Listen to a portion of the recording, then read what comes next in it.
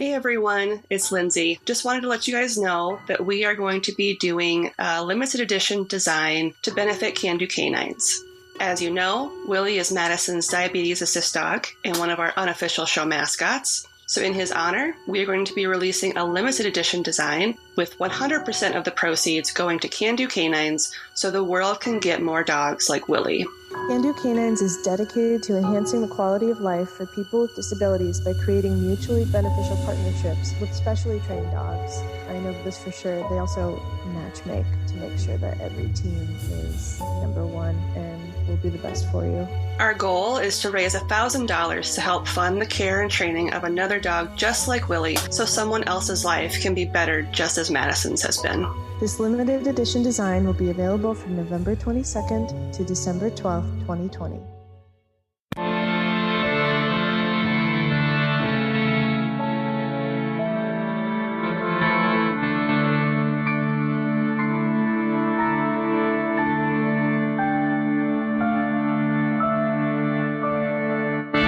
Hello and welcome to Ye Olde Crime, where we discuss the funny, strange, and obscure crimes of yesteryear. I'm your host, Lindsay Valenti, and with me is my sister and co-host, Maddie Stengel. Hello. How are you? I am tired, but I am here. Same. You just made me yawn. I'm so sorry.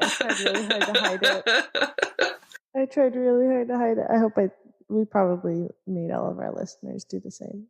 Sorry, guys. Like even just saying the word is known to trigger the reaction. Kind of funny.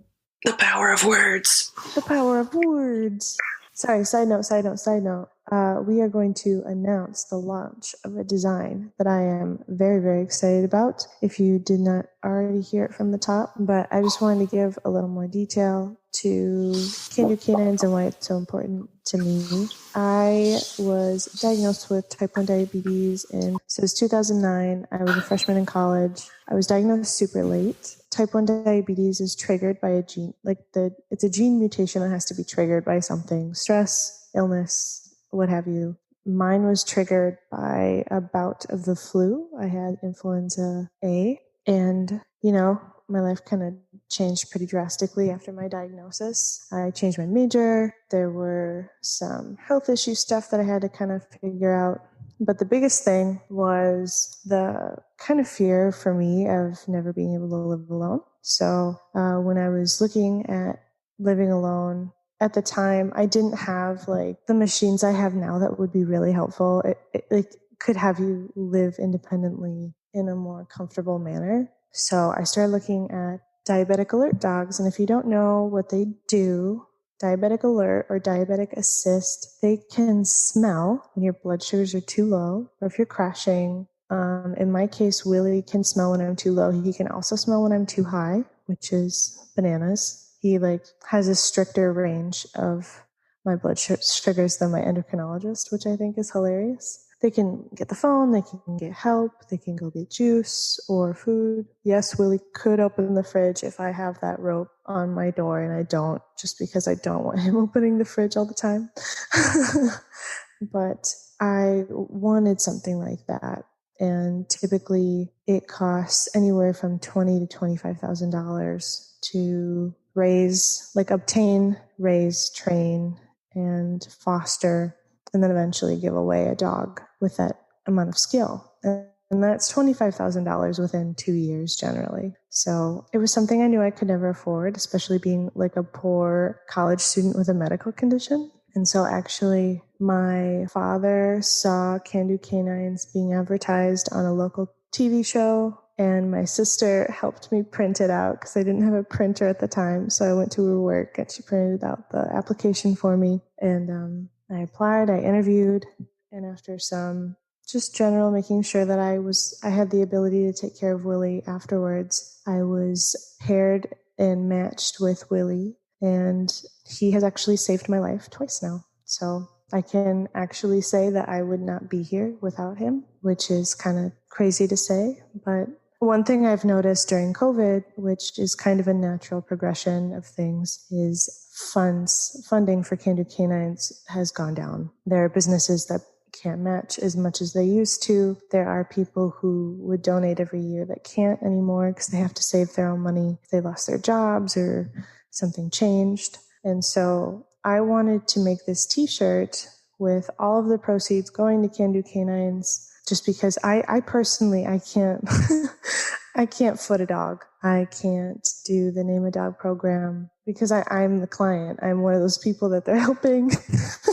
and I just don't have that kind of money. But I wanted to not only, one, selfishly have a shirt with my dog's face on it for the rest of my life, but two, give people the opportunity to donate in a way that is easy, like buying a t-shirt or a tote bag or a coffee mug. Or if you don't want to do that and you want to just click the link and send $5, like literally everything counts. So we just wanted to take this opportunity to help them because they have literally saved my life. And anything we can do to help with our very small but very powerful reach with you beautiful, beautiful listeners is greatly appreciated. Thank you all for letting us do that. And thank you all for giving us the ability to even attempt this. I don't know if I would do this without the podcast. So this week's topic is actually going to be a local-ish story because it's going to take place in Minnesota. Ooh, Minnesota. And it's not so much a crime, but it does involve lots of bad things happening. So awesome. Sometimes that's worse. Yeah. So this week, we're going to be talking about the Great Fire of 1894. Oh, the Great Fire. And this is a fucking doozy. So, is it more than one town? Yes. Ooh. So information was pulled from the following sources: a 2019 NPR News article by Andrew Kruger, a 2014 Lake Superior Magazine article by Don Larson, Atlas Obscura, the City of Hinckley, Hinckley Fire Museum website, Massasoit Community College article, I don't know how to say that, Massasoit. Massasoit? Massasoit? Massasoit. Massasoit. Going back to that French that I cannot pronounce. An MNOpedia article by Mary Lane, and Wikipedia. There's an MNOpedia. There's an MNOpedia. I really want to put an L in front of that. LMNOpedia. It's a missed opportunity. It is. And links to all these articles will be included in the show notes. Awesome. Great Fire. So we kind of heard that it might have taken place in Hinckley since it's at their museum. Ding, ding, ding! In the 1800s, especially along the mighty Mississippi River, the logging industry was an economic boon. Like so many others, Hinckley was enjoying similar success until 1894, when everything suddenly changed forever. Uh-oh. In 1870, lumbering companies converged on the area of present-day Mission Creek, Sandstone, Miller, Partridge, Pokegama, and Hinckley, and brought with them lumber camps, railroads, and sawmills, with the first sawmill actually built in 1869. Okay. The area quickly began to prosper, and Hinckley was incorporated in 1885. Oh, congratulations on your incorporation. That's a big deal. Good job, guys. Wow. Located halfway between Duluth and St. Paul, the town population was between 1,400 and 1,500 during the logging season, and the bulk of the residents were recent arrivals from as far away as Sweden and Norway. Oh, cute. Yeah. I suppose it would be a similar climate, so why not? Mm-hmm. Yeah, like even in like my neck of the woods, it's very common to see like Swedish and Norwegian type towns and themes because of the... A lot of them have cute little sister cities in Sweden or Norway. Yeah. Where I'm assuming like the majority of the families come from. Yeah. It's very cute. So Hinckley offered many shops, homes, an opera house, a new brick school building, and a sizable sawmill. Brick school building, that would have been a big deal. So would the opera house. Mm-hmm. Wow. All those always burn down, darn it. I know. Culture. It's all the fabric, the heavy fabric and stuff that they put in there. Well, and they put really weird chemicals on like the curtains and stuff at that time in history that wasn't flame retardant. So, Well, they didn't know how to do that. yeah. They were like, this looks green. Why is it peeling my skin off after I touch it? Oh, well, it's pretty. Or like, I didn't realize the dye for this red curtain is extremely flammable. Whoops. Who needs to worry about that? Lights, camera, all the flames. And Hinckley could also be accessed by 2 different railroads, the Eastern Minnesota and the St. Paul and Duluth railroads. That'd be a big deal, too. 2 different options. Yeah. I didn't put it down because I didn't know kind of where to fit it in the story, but they did have, so the St. Paul and Duluth line was more like passenger trains. It sounds like it, like almost like a touristy, come to Duluth or go to St. Paul. And it was more like, St. Paul all the way up to Superior is the routes they would take, or like Superior to Duluth and then Duluth to St. Paul. And yeah, they would have trains come through like 4 times a day on a very regular schedule. And it sounds like the other train line was more to move the materials, like the lumber and things like that, and to bring through supplies to keep the town running. That was my understanding based off what I read. Okay. So one was probably more of like a commuter train. Yes. Like an early version of commuters. Yes. It was 4 times a day. That is pretty regular. Yeah. I was surprised, especially for like the late 1800s. That's good on them. Yeah. Look at them go. Opera house. I know. Schedule, trains.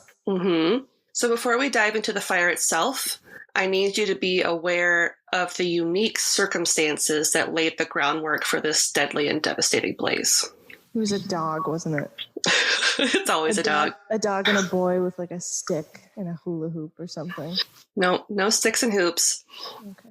So between May and September of 1894, the town of Hinckley experienced an unprecedented drought with only 2 inches of rain falling during that time. You're kidding. No. Oh, man. I wonder what their crops looked like that year then. Yeah, it was super hot. Oh, it would have been awful. Super dry.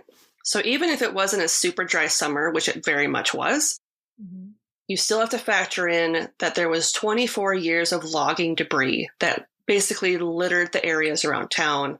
And this included branches, bush, wood chips, stumps. So they were kind of careless in their handling of materials. Yeah. And all of that had been bleached and dried out to form pretty much ideal kindling for any sort of fire. Yeah. Well, yeah, if you just leave branches and stuff out on the streets and stuff.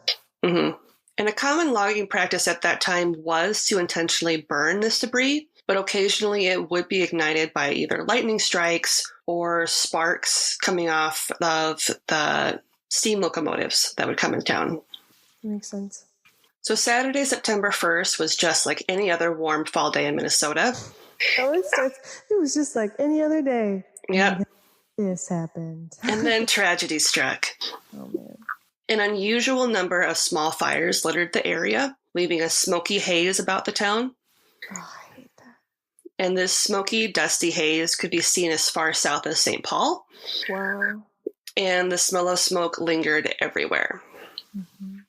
Many of the town residents were employed at that time at Brennan Lumber Company, which was a site spread out over 36 acres that saw over 200,000 board feet of lumber cut on average every day. That's a lot of area. It's a lot of area and a lot of wood. A lot of concentrated wood in one spot. Around 10 a.m., a breeze blew through from the southwest, and by noon it was so strong that Duluth residents were assaulted by ashes and cinders more than 70 miles away. Isn't that crazy? This kind of reminds me of the volcano that happened during, I think it was during the 1800s too, where like the ash threw everyone into like a perpetual winter. Yeah. And that's the same time where Mary Shelley wrote Frankenstein. And they were in this log cabin in the summer, like dead of summer, and it was cold and dark and cloudy because of the ash in the atmosphere. Yep. That's so crazy how powerful that is and how quickly it manipulates the area. So the fire that would become known as the Great Fire of 1894 started as two separate smaller fires. And then they high-fived. Yep, pretty much. One was south of Mission Creek, which is about 12 miles southwest of Hinckley, and it's believed that it was started from a spark from a rail car on the railroad tracks that soon spread out of control. Oh my gosh. And at this point, so they don't have any water reserves? No. With 2 inches of rain in the past, 6 months? Yeah, no. They have, very little water at all. Okay. All right. So thankfully and miraculously, no lives were lost in Mission Creek, but all the buildings except a log cabin were burnt to the ground. It's weird about the log cabin, but... Yeah. Did that person, buy Oh, they wouldn't have lottery tickets at that time. No. They should have, if that had been a thing. Yeah, they should have bought a mine or something. I don't know. A second fire that also started about 12 miles south of Hinckley quickly began to burn out of control after man had started burning some logging debris near Browns Hill. So probably to try to manage it, and then it just got out of control. Because at the beginning of the day, there was no wind. It was a super still day. There was no breeze. And then around 10 a.m., this breeze started coming through from the south, and that's when stuff started to get a little crazy. Dang. And the fires that started small, but did eventually converge, with the help of volatile gases and a temperature inversion, quickly exploded into a cyclonic firestorm, the likes of which wouldn't be seen again until the atomic bombing of Hiroshima on August 6, 1945. Are you kidding? No. There was a flaming cyclone? Several. Oh my God. As if tornadoes aren't terrifying enough. Where did you go? You can't go anywhere. No.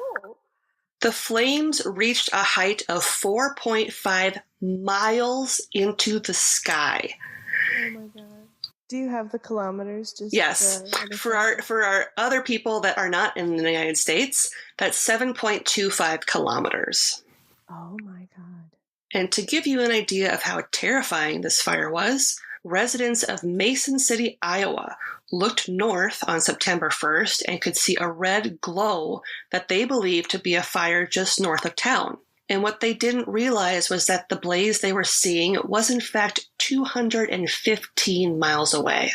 Oh my God. Yeah, I know where Mason City is, and it is nowhere near Hinckley. Yeah. Wow. So, yeah, I bet they thought the world was ending too. Oh, I'm sure. Yeah. This is the rapture. Because the sky was literally red. Yeah. Well, and if you live in the area and there are fire cyclones, literally coming for your house, you'd be like, okay, this is the rapture. Yep. This is what's happening. So the temperature inversion was described as a blanket of cooler air that trapped the warmer air underneath it. Mm-hmm. And when the first fire started in Mission Creek, the heat and smoke got trapped under this inversion. And as the wind started to increase and the two blazes became one, the heat was so great that it was able to essentially punch a hole through this blanket of cool air. And as the hot air rose up and the cool air shot down to replace it, it became a perfect firestorm of tornadoes of pure flame. Oh my God. I honestly don't know what I would do if I saw a flaming tornado coming at me. Yeah. Or seeing several just being created. Because I've seen we were raised in Iowa in the higher end of the quote unquote tornado alley. Yep. Where we typically see cyclones. We would see there would be a tornado at least 3 every summer. Mm-hmm. At least at a minimum. Mm-hmm. And I've seen funnel clouds being created, and I've seen funnel clouds going in and out, just trying to decide if it was going to land on your house. And it is so terrifying. Well, and we've seen ones that kind of will touch down in water. So we've seen water cyclones, but I can't even fathom the idea of one that's just fire. Yeah. That sounds like something out of hell. Yeah. I bet that's probably what they were thinking was happening was they were just in hell. Mm-hmm. Because they were probably the majority of like God-fearing, good Christian people. Yeah. And they were like, why is this? Yeah. Oh man, I'm laughing because I'm so uncomfortable. Yeah. By the time the fire had decimated Mission Creek and Brook Park to reach Hinckley, the firewall surrounded the town to the south, east, and west. Oh my gosh. Tornadoes of flame rushed ahead of the firewall at speeds that not even the horses were able to outrun. Horses were cooked? Yeah. Oh. And once the mill caught flame, it was basically all over. Yeah.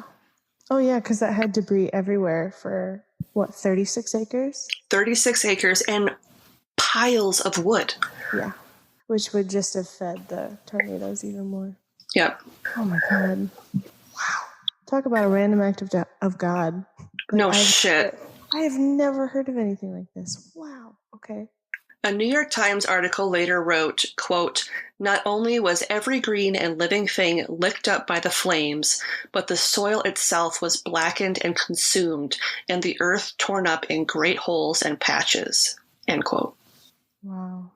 The fire burned 400 square miles, or 350,000 acres, including Hinckley, Mission Creek, Brook Park, Sandstone, Miller, Partridge, and Pokegama within a matter of 4 hours.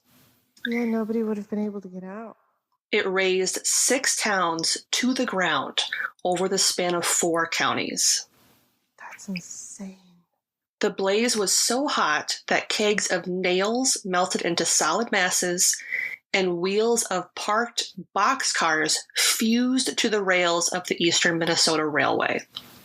Oh my God. And that would have required so much work to get them off. At the core, the fire was over 1,600 degrees Fahrenheit, or 871 degrees Celsius. My God.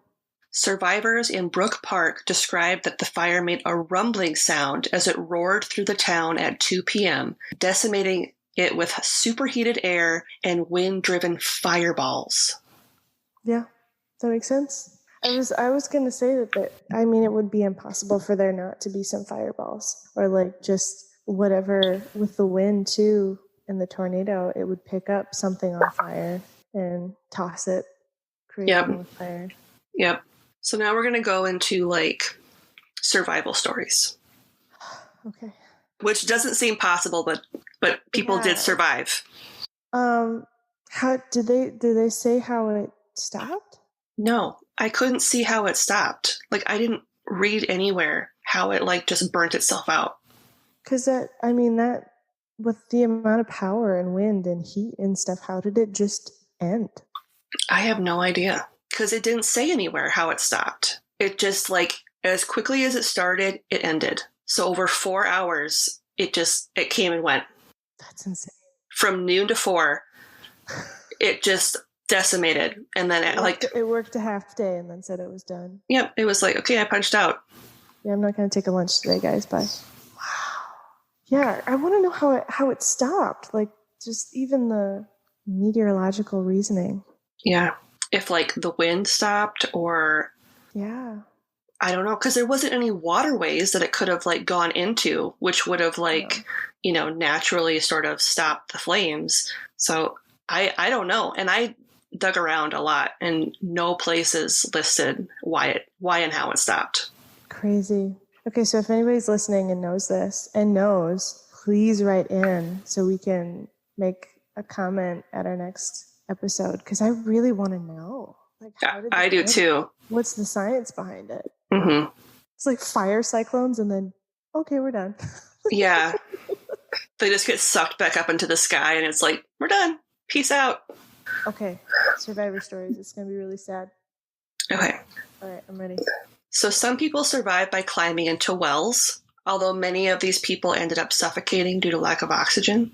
Yeah, especially if they were at the bottom. Because with the amount of people and heat. Mm-hmm. And if the winds would have been like sucking that up. Yeah. When they went through.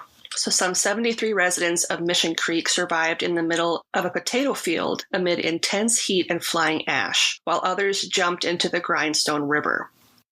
100 others submerged themselves in what little water remained at the bottom of what is known locally as the pit. We had one. Yep, we had one too. And it's essentially a gravel pit that ran along the railroad tracks. And this area is now marked by a statue in a memorial park. Wow. So by 3:30 p.m., people were making a desperate run for their lives. Mm-hmm. And at 4 p.m., the evacuation by train began. So 2 locomotives on the Eastern, which was a southbound freight and a passenger train, both stopped outside of Hinckley after poor visibility due to the ominously smoky air caused them to stop. Yeah. The trains hitched themselves together, so like one in front of the other, and traveled in tandem northward to reverse away from the blaze, taking with them nearly 500 people escaping the fire, as well as 100 southbound passengers who had been on their way towards St. Paul before being rerouted to escape the fire. Yeah, you can't really call in at that time. Say like, hey, I'm not coming into work today. There are fire cyclones. Yeah. Unfortunately, not everyone was able to escape via train. Worried about the weight of running 2 trains in tandem over the Kettle River Bridge, the train engineers, Edward Berry and William Best, had to make the difficult decision to leave before the intensifying heat caused the rails to buckle. But that haunted them for the rest of their lives. After passing through Sandstone, the crew saw that the kettle's steel and timber trestle, which stood 150 feet, or 46 meters, above the river, was already engulfed in flames. Oh, man. That would have been terrifying. Oh, my gosh. Yeah. So imagine that completely engulfed in flames as you're like approaching it in a train. Ignoring the conductor's fears that the bridge wouldn't be able to hold their combined weight, they eased the throttles forward and made it across intact. Minutes later, after both locomotives had made it less than 2,000 feet or 210 meters, it crumbled. The wooden legs of the bridge collapsed before it fell into the river below, and soon after that, the entire town of Sandstone was consumed in flames. Wow. Jeez. So the 2 engineers that were on both trains, William Best, who was the engineer of one of them, set the air brakes to hold off their departure for as long as possible to allow as many of the frantic townspeople to escape as time allowed. Yeah. And Edward Berry, the engineer who ran his train in reverse over the burning Kettle River Bridge, relied on the help of 2 brakemen to flag him safely across, as his eyes were badly damaged by the smoke. And after all was said and done, he walked away nearly blind. I bet he did. Yeah. Because you're pushing the train into flames and smoke and debris. And you would probably have to look outside to see what was happening because all of the ash would have covered the windows and you wouldn't have time. Mm-hmm. Jeez.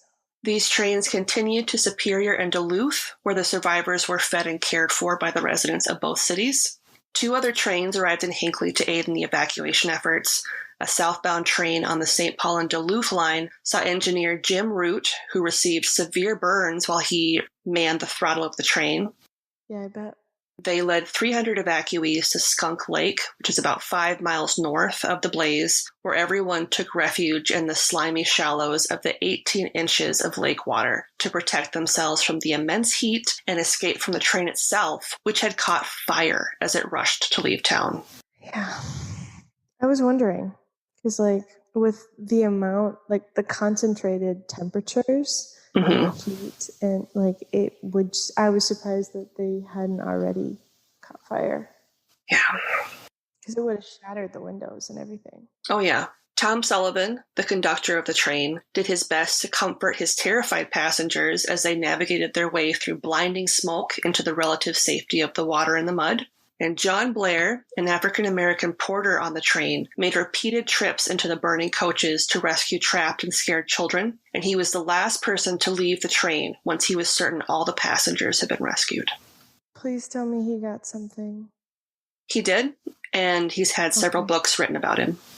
Good, because that's somebody who, despite probably being treated like absolute trash his entire life, still picked those people.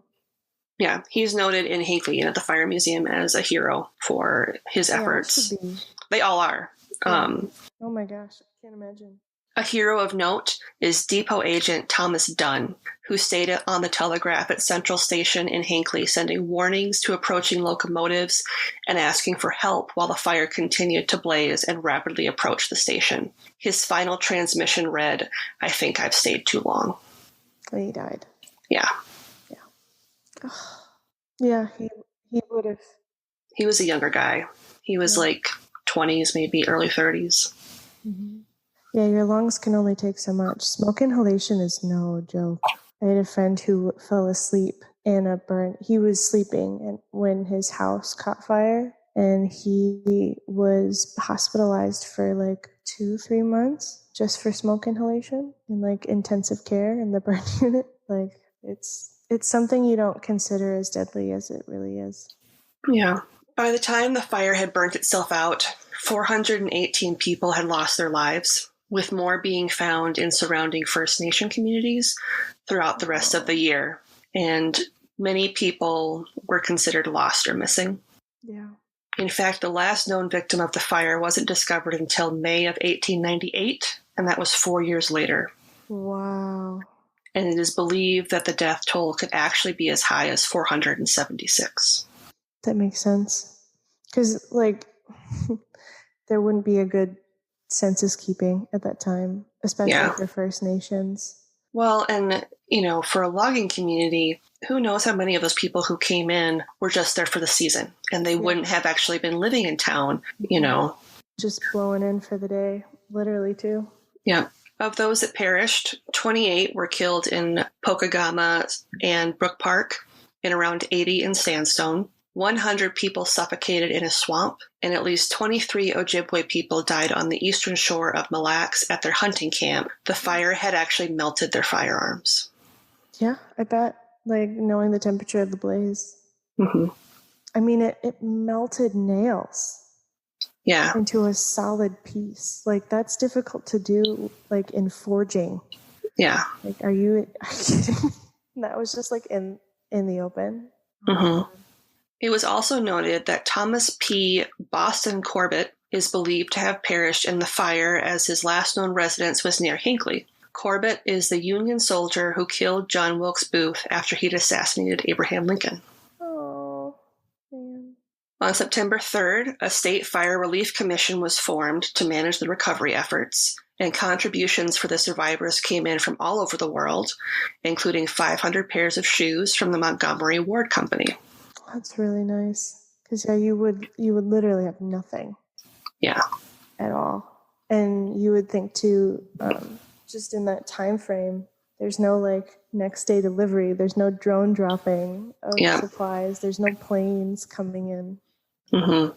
In that fashion. After the fire had burnt itself out, 7 brave men crawled out of the gravel pit by the train tracks and traveled by foot to Pine City, which had been spared from the fire. As the town awoke to the horrifying news, they quickly prepared a train loaded with medicine, clothing, and food that headed to what was left of Hinckley as soon as 10 p.m. that same night. Wow. Doctors and medical supplies from the north also made its way to Hinckley as soon as tracks were clear. That's amazing. Those who miraculously survived in water, potato fields, and other areas surrounding the devastation were by no means out of the woods. No. They lost everything. Many suffered burnt lungs from the hot air, eyes swollen shut from the smoke, and badly burnt and blistered limbs. And unsurprisingly, a bulk of them also suffered from shock. Yeah. I don't know how many people would just be petrified of all wood in flames, forever. Yeah. On September 7th, 1894, 1 week after the fire, the Duluth News-Tribune ran lists of where refugees were located to help families reunite. Mm. And although Hinckley did rebuild, it was never the same after the Great Fire that decimated the town. Yeah. The burned-over land, which was cleared of stumps and logging debris, was overhauled and used as farmland. The property loss was staggering, with the Brennan sawmill alone suffering $600,000 worth of damages, which would now be between $3 and $5 million. Yeah, I was just going to say it would have been completely devastating. And that's not even factoring in the loss of the surrounding timber. Loss of jobs, everything. An interesting bit of trivia is that even today, if you dig into the earth around Hinckley, you can see where the fire line of ash actually was about a foot underground. Wow. That's insane. There is a Hinckley Fire Museum you can visit, obviously, when COVID is over. Do they have any virtual videos online? I didn't see any. The Fire Museum offers a variety of displays and artifacts from before and just after the fire, including a diorama of what Hinckley looked like before it was destroyed. And today, just east of town, you can find the Hinckley Fire Monument that memorializes the 418 confirmed people who perished in the fire. Beneath the obelisk are the 4 trenches where 248 of the victims are buried. Wow. Yeah, you would have had to do mass graves. Awful. To date, in addition to the 1918 Cloquet Fire, where 453 people lost their lives, the Great Hinckley Fire of 1894 is one of the deadliest in Minnesota's history and saw more people die than in the Great Chicago Fire of 1871. Where around 300 people perished. Wow. You would think that because they were a city, they'd have more. That's insane. A bit of good news that came from this tragedy was the appointment of the first chief fire warden in Minnesota, General C.C. Andrews, in 1895. So a year later, they put together a commission and appointed a fire warden so they can work to prevent such tragedies like this from happening again. Yep. And then OSHA was created. And that is the horrifying and devastating story of the Great Hinckley Fire of 1894. Wow. I don't think I could. I can't imagine. I literally cannot fathom any of that. Because you kind of picture it in your head as a movie of being able to see the fire cyclones. But then you think about it with the amount of heat and ash already in place, you wouldn't be able to see anything. And it'd just be so devastatingly hot and suffocating in an already summery, post-summer climate. Awful. Yeah. Wow. Well, thanks for depressing me, Lindsay. Super, super interesting, but no, I'm just sad. Anytime. That's my job. Cartoon Dumpster Dive. I'm your host, Joel. And I'm your host, Andrew. Join us as we travel back in time to watch the garbage cartoons from your past. Will you remember them? Maybe. We painstakingly watch every episode of these cartoons to remind you that, hey, some things belong in the past. Our pain is your entertainment. Thanks for tuning in. That's it. That's the trailer. So on that note, I'm going to talk about a funny podcast plug that we have this week. Transition. Transition. All right. Funny. Let's do it. We'll need this after this. Yeah. So this week's podcast plug is Cartoon Dumpster Dive. This podcast dives deep into the cartoons that time forgot, and some with good reason, such as Biker Mice from Mars, Gargoyles, and many others. Oh my God. We didn't really watch Biker Mice from Mars, but we had the toys with they had the coolest motorcycle toys, and I would actually steal the motorcycle and put it on my Barbies. And I was really offended that some people don't know about Biker Mice from Mars. Wasn't there a shark one too? Street Sharks. Street Sharks. Street Sharks, yeah. They cover that too. Oh my God. I have to listen to that one. Street Sharks. Street Sharks.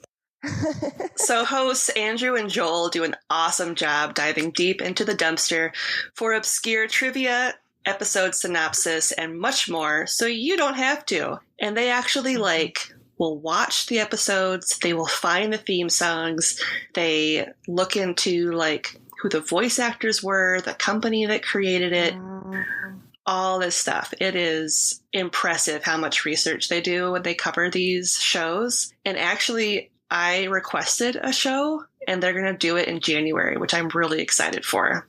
That's so exciting. Oh my goodness.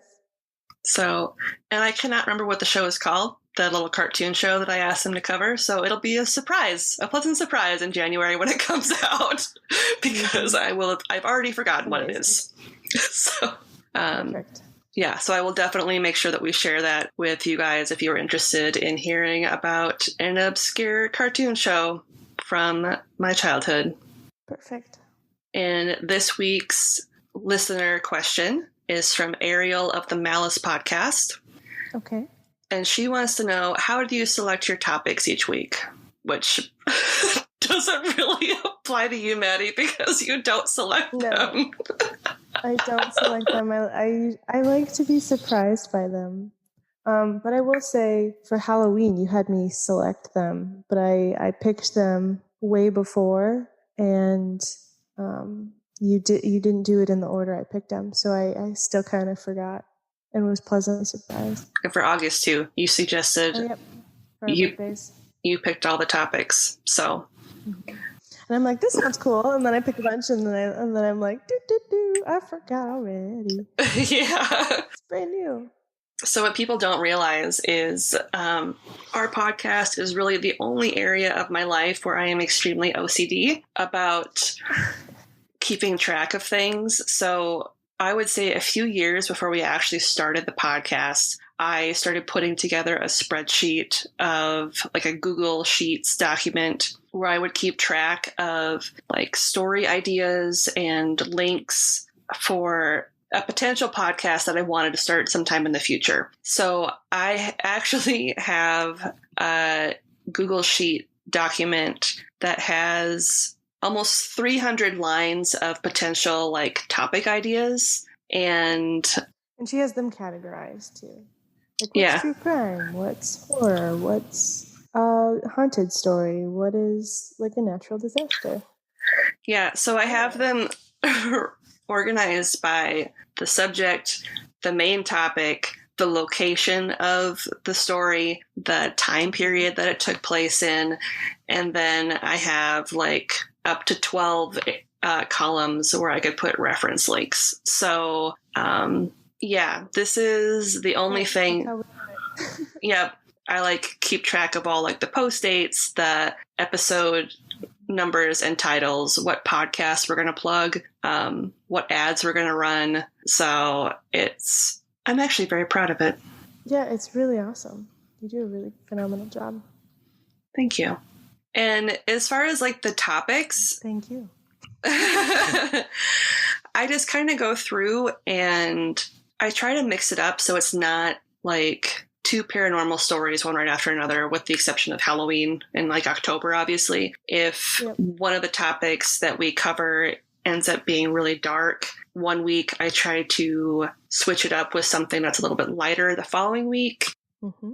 I try not to have too many murder stories, one right after another. You try to lighten up. So like if one topic is particularly dark, the next week we'll have something kind of funny or just strange. Yeah. And I appreciate that. I don't know if the listeners appreciate that, but I kind of, being a pseudo listener, like hearing the stories for the first time, I appreciate going from like super horrifying to just absolutely ridiculous. Yeah. Animal crimes.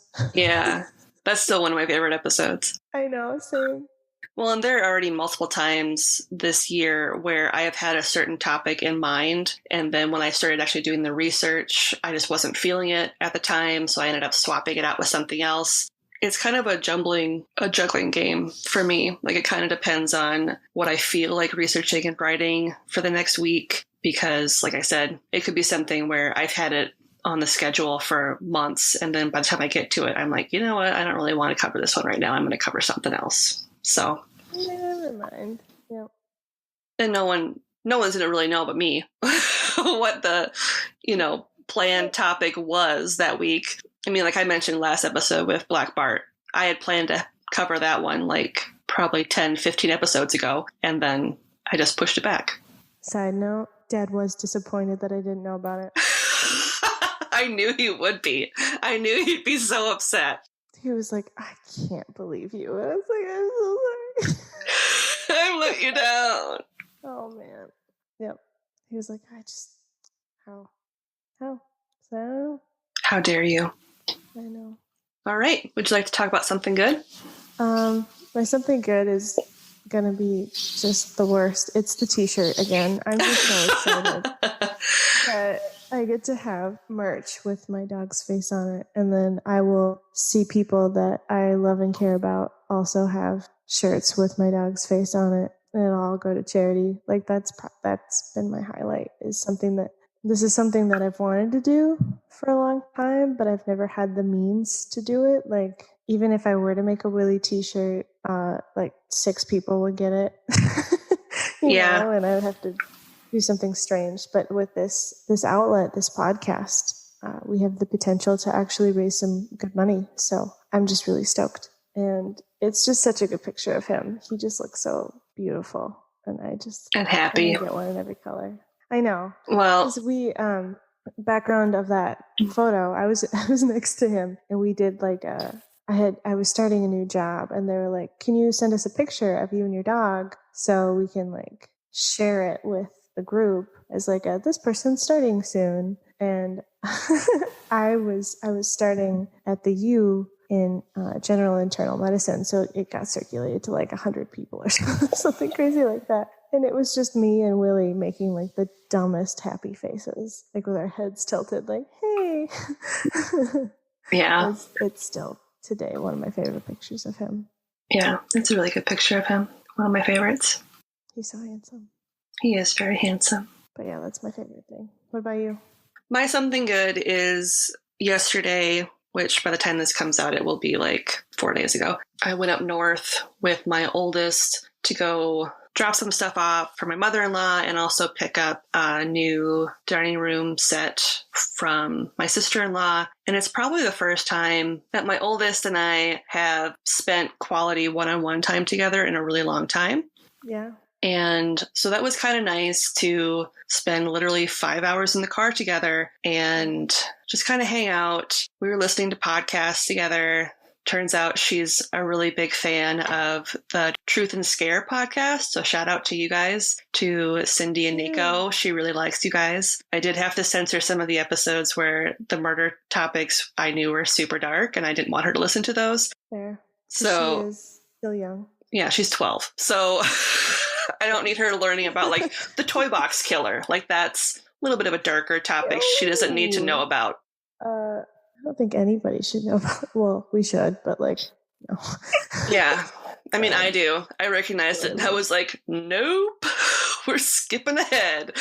So, but yeah, she really enjoys listening to you guys and your banter. So I'm okay with the swears. It's fine. She's heard worse from like movies and stuff, but it was good to spend time with her. You know, we had breakfast and lunch together. We joked around about some stuff. So it was really nice quality time with my oldest, who, as I said, she's starting to get older. For a long time now, for quarantine and for distance learning, she's had a really bad attitude, and we've been at odds 95% of the time. So it was really nice to spend. That's kind of par for the course too. I feel like if I was her age during this time, I would also be like an absolute monster because she thrives on socializing. She's a really big social butterfly. Yeah. So it's been particularly hard on her, and we've tried to be very understanding and accommodating, but we can only do it. There's a point where once you get past that point, you're just being an asshole. So yeah. She is becoming a teenager soon. She is, and I've had a very big taste of what that's going to look like, and I'm not a fan. But it was nice to spend some time together where she was my kid again. So that was nice. I bet. So that's my something good. You had that time. Shall we? We shall. You can find us online at YieldCrimePodcast.com. We're also on Twitter at YieldCrimePod and on Instagram at YieldCrimePodcast. If you'd like to email us, you can reach out to us at YieldCrimePodcast@gmail.com with whatever you feel like sending us, unless you're going to send us hate mail, in which case, please don't email us. Yeah, please don't. If you want to just be like, hey, how's it going? We might be like, hey, hi. Good, how are you? With the R instead of ARE. How are you? How are you? I am doing just fine. That's fine. This came up recently, and I really wanted to stress this. So I know every week we mention our Buy Me a Coffee, where you can give us a one-time donation in pretty much any amount, and our Patreon, where you can join for $5 a month to support the show. But I know because of COVID and everything that not everybody can support us financially. If you really want to help out the show and you just do not have the financial means to do so, please leave us a 5-star rating or review. That's a really great way to help out the show. Let people know that you like us, share our podcast with your friends, follow us on social media, engage with us. That's literally just as important to us, if not more important to us, than any sort of financial contribution you can make to our show. Yeah. The more ratings we have that are positive, the greater visibility we'll have in all the different ways you can listen, like on Apple Podcasts, Google Podcasts, Stitcher, YouTube. Like the more you rate us positively, the higher we go up, and the visibility alone is incredible and really helpful. Yeah. So we're regularly tagged on recommendation posts on Twitter to people who are asking for podcast recommendations. We're tagged regularly on Follow Fridays, and that sort of engagement and that sort of, it really helps. And we really truly appreciate it, whether it's from fellow podcasters or whether it's from, just listeners, because it means a lot. It helps get us out there. And, we don't want anybody to feel guilty or like they're not doing enough to support the show because they can't join our Patreon or they can't give us a $3 donation on Buy Me a Coffee. We don't want anybody to feel that way at all. And this is a free, easy way to support the show and let us know that you care. So I do think moving forward, I would like to start sharing some of the 5-star ratings and reviews that we've received on different platforms, just as an added way for us to say thank you to the people who support us by listening on a regular basis. Yeah. So that sounds awesome. And after I just said that, you can buy merch if you want to on TeePublic, and they are having another sale. So by the time this episode comes out, there will be a $13 pre-Cyber Week sale on November 24th and 25th. So in time for Black Friday. So if you want to purchase some merch that's on sale, everything that's not $13 is 35% off. So you can either buy the Willie merch and know that your money is going to support a great organization, or you can buy some of our other stuff. So yeah, that is also an option to you. I really like our skull t-shirt. I think that's such a cool design. Yeah. So if you're too hardcore to have a golden retriever on your chest, might I recommend the skull? Might I recommend our Scully t-shirts? On that note, as always, I'm Lindsay. And I'm Madison. And we'll see you next time with another tale as old as crime.